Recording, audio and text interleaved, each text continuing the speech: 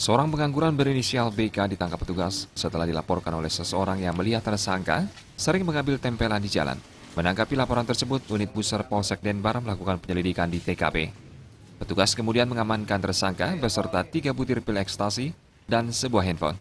Selanjutnya, petugas melakukan penggeledahan di rumah tersangka, namun barang bukti lainnya tidak ditemukan.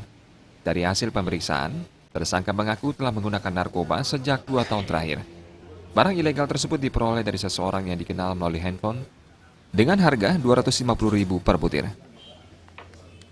Telah mengamankan satu orang tersangka sebagai pemilik 3 butir ekstasi, di mana pada saat proses penangkapannya adalah berdasarkan laporan informasi dari masyarakat.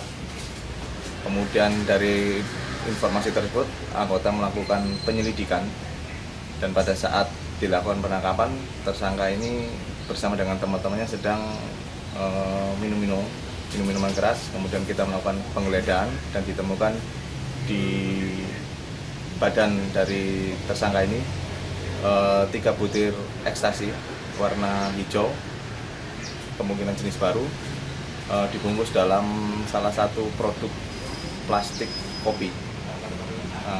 Untuk tersangka kemudian kita bawa ke kantor untuk dilakukan pemeriksaan lebih lanjut. Tersangka dan barang bukti masih diamankan di Mapolsek Denpasar Barat untuk keperluan penyelidikan lebih lanjut.